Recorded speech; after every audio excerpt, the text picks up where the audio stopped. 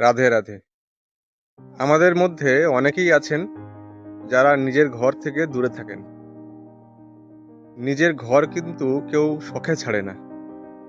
দায়িত্ব পালন করতে গিয়ে ঘর ছাড়তেই হয়। নিজের ঘর শুধু ঘর নয়, সেই ঘরের সঙ্গে জড়িয়ে আছে অনেক অনুভব, স্মৃতি, রাগ, অনুরাগ। আপনি যখন ঘরের থেকে দূরে থাকেন, তখন সবসময় মনের ভিতরে একটা খালি খালি অনুভব করেন। কিন্তু বাড়িতে ফিরে গেলেই সেই অনুভব নিজে থেকেই মুছে যায়।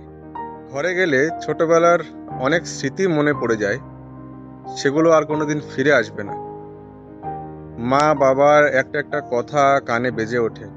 শুধু মনে হয় বাবা এখানে বসে থাকতেন, মা এখানে বসে নিজের কাজ করতেন, এখানে বসে মা বাবার সঙ্গে কথা বলতাম।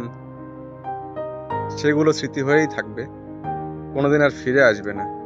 নিজের বাড়িতে গেলে একটা সুগন্ধ পাই, সেটা অন্য কোথাও গেলে আমি পাই না। নিজের বাড়িটা শুধু একটা বাড়ি নয়, একটা মন্দিরের মতো। কারণ এই বাড়ির একটা একটা ইটে জড়িয়ে আছে বাবা মার কষ্টের স্মৃতি। নিজের বাড়িতে গেলে যেমন শান্তিতে ঘুমাই, সেই ঘুমটা অন্য কোথাও গেলে যেন ঠিক হয় না। তো যারা ঘর থেকে দূরে আছো, তারা কখনো নিজেকে অসহায় একা ভেবো না।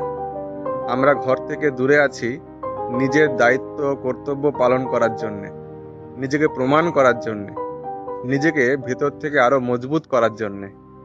রাধে রাধে।